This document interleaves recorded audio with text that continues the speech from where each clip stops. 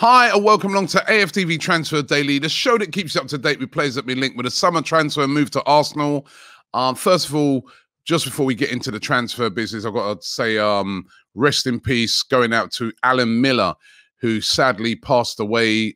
He was a goalkeeper, played for Arsenal in the early 90s, and sad news that he passed away only at the age of 51 yesterday. Also used to play for West Brom, had a good career. And noted that a lot of ex-Arsenal players like Lee Dixon and that were sending their condolences. Rest in peace goes out to him. Also, yesterday at Arsenal, they let it be known on the website that officially the players that have been released at Arsenal. And David Luiz, as we all know, he's been released at the end of his contract. Danny Ceballos has gone back after his loan move officially. Matt Ryan has gone back. They're not going to be continuing their loan with him, or at least at the moment it looks that way. So Matt Ryan, another one of those players, released, as was Martin Odegaard. So all of those players officially released. On the Odegaard thing, it's starting to look like Odegaard might stay at Real Madrid. Reports coming out of Madrid that Carlo Ancelotti has spoken to Odegaard and has said to Odegaard that he's part of his future plans. That's according to reports. There's conflicting reports, because there's also been reports, saying that Ancelotti, who famously wrote in his book that he felt that when Real Madrid signed Martin Odegaard, it was a bit of a publicity stunt. There was rumors saying that, this would be, the fact that Ancelotti's coming in would be the end of Odegaard at Real Madrid and that they'd seek to sell him. We don't know yet. We're going to have to wait and see. But a lot of rumors are saying and suggesting that Carlo Ancelotti wants to keep Odegaard and sees him as part of the future plans at Real Madrid. Let's wait and see. Could that be the reason why Arsenal yesterday put in a bid for Emi Buendia? Emi Buendia, of course, of Norwich City, 24, the best midfielder in the Championship last year by an absolute mile. Really, really good player in the Argentinian squad at the moment. And Arsenal yesterday put in an official bid of £30 million to Norwich. They're serious on this one. They want to buy Buendia. That bid was immediately matched by Aston Villa. Aston Villa also want to get Emi Buendia as well. So they matched it as well. So it started. The bidding war has started for Emi Buendia. Now, the interesting thing about Buendia, and one of the reasons why Norwich might be holding, or well, not might be, will try and get as much money as they possibly can for Buendia, is the fact that he's got a sell-on clause with his previous club, which is Getafe. Norwich bought him from Getafe 3 years ago, and they got a sell-on clause where Getafe get 20% of the fee. I think Norwich only paid about 1.29 million for him 3 years ago. And they got this sell-on fee of 20%. So obviously Norwich are looking at it and say, well, we sell him for 30 million. 20% of that has to go to Getafe. So they want to get as much money as they possibly can for the deal. But Arsenal have opened a bidding for Buendia. They're serious on this one. I think a lot of the fans would like to see Buendia come in. He fits the profile of what we need. He's a creator. He scores goals, very tenacious. And it's going to be really interesting to see how this one pans out. Both Arsenal and Aston Villa have no, European football. So which one of them are going to be the biggest pull? I mean, if Arsenal lose out to Aston Villa, no disrespect to Aston Villa because they're a very good side, beat us last season. But if we miss out to Aston Villa, what does that tell you about the pull of Arsenal Football Club? Arsenal should be favourites. Buendia is said to be in favour of a move to Arsenal, but let's see how this one plays out. But the opening salvo has been fired by Arsenal. They bid £30 million for him. It's over to Norwich now. Who do they go for? Is it, do they take the bid of Arsenal or Aston Villa?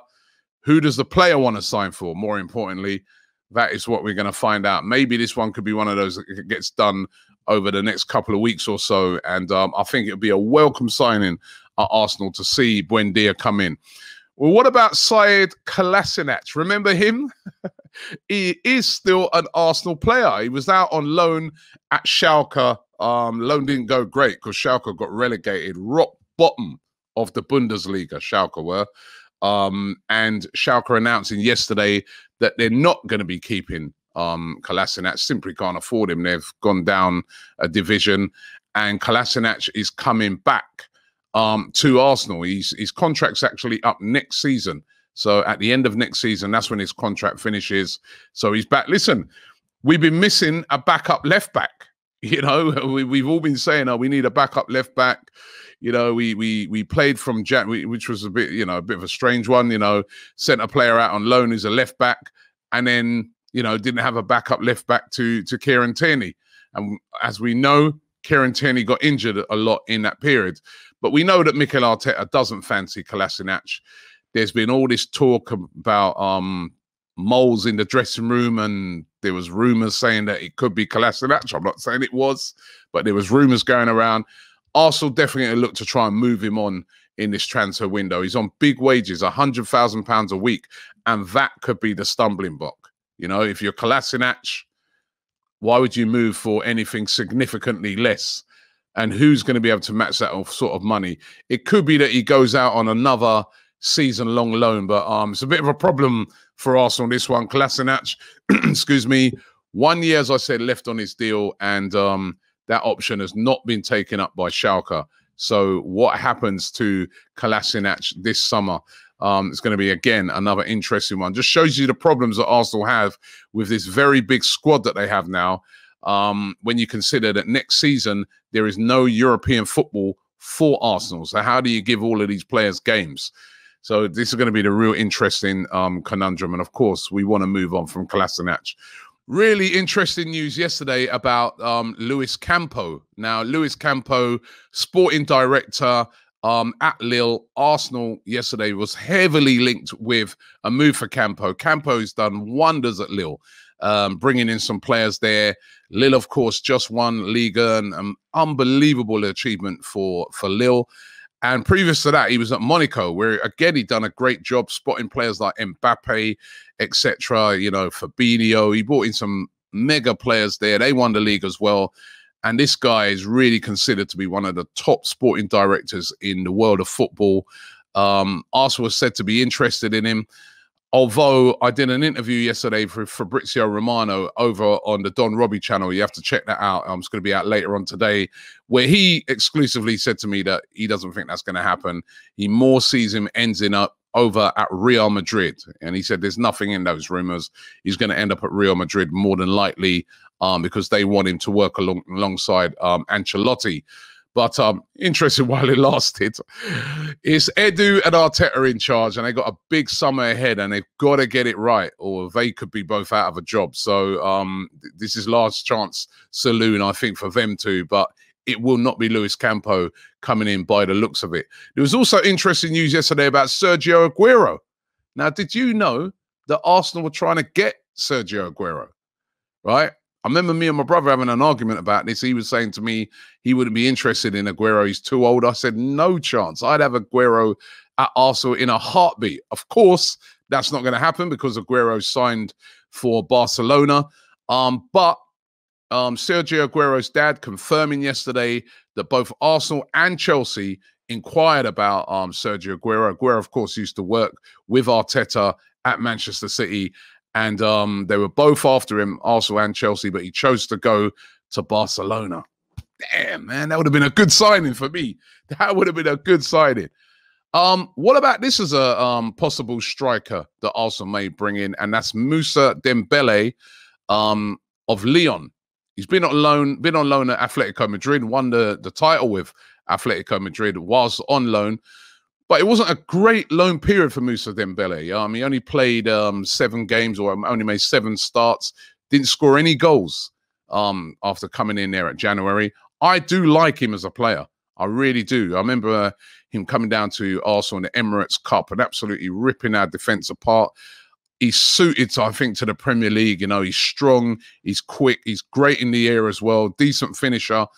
And Lyon are looking to sell him. Now, Atletico did have a deal that, you know, they had an option to buy him on this loan move. I think the option was round about for about £26 million, but it doesn't look like Atletico are gonna take that up. Especially when you see some of the comments that were coming from Diego Simeone, which was sort of talking about, you know, he's got to take his chances, even though he's not had many, and you know, it's about not how many minutes you play, the quality of minutes.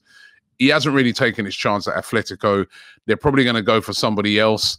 And Musa Dembele definitely wants to leave Lyon. Now, could Musa Dembele be a replacement for Alexander Lacazette, who could possibly be moving on this summer transfer window? Going to be interesting to see. Arsenal said to be interested in Musa Dembele. £26 million. That's a lot of money. Maybe if that fee came down, I do think he'd be suited to the Premier League. As I said, you know, previously at Fulham, where, you know, he was very young then, but did very well, was excellent at Celtic, and started off really, really well at Lyon. But apparently he said to Lyon that he wants to leave. He doesn't really feel, you know, driven anymore at Lyon, and he wants a new challenge. Could he come back to the Premier League with Arsenal? I don't think that would be a bad signing. I'll be honest with you. I do like him as a player. But what do you guys think? Let us know in the comments below. If you look at strikers at the moment, there's not a lot of really top strikers out there that are available, unless we're going to go for Harry Kane. That'd be funny, isn't it? No, listen, we ain't got those hundreds of millions to even think about that, even if he did want to come. So, you know, or Haaland, right? So there's, apart from those two, there's no real top striker out there. So it's going to be interesting to see what Arsenal, I said this on yesterday's show, what do they do with Lacazette? Do they keep him or do they move him on? And what about a player like Dembele as a replacement? You know? Interesting to see how that one pans out. And talking to strikers, I'll leave on this one. Nicholas Bentner, yesterday officially retired from football. He was aged 33. He played last game about 17 months ago for FC Copenhagen, but he's officially retired from football. Came through the Arsenal Academy in 2005. Was at Arsenal for a long time. A lot of loans whilst he was at Arsenal, but never quite hit it off. Was never quite clinical enough. Remember, he had the title Lord Bentner. He was a very confident guy, you know, 34 goals in 108 appearances for Arsenal, but, you know, so he was a very well-known Arsenal player. And he said to want to go into coaching, so hopefully that works out well for him. So, Nicholas Bentner, enjoy your retirement. Thanks for watching the show today. Don't forget to tune in tomorrow. We'll be back here tomorrow with Transfer Daily. Also, don't forget to check out our new show every evening, Monday to Friday, AFTV News Daily. We go live, right? So we discuss all the topics around Arsenal for the day, and we go live with that, and you guys get your chance to interact with that program as well. So make sure you check that out. That is live tonight at 7 p.m. Turkish and the guys are going to be there tonight. So make sure you check that one out. So thanks for watching.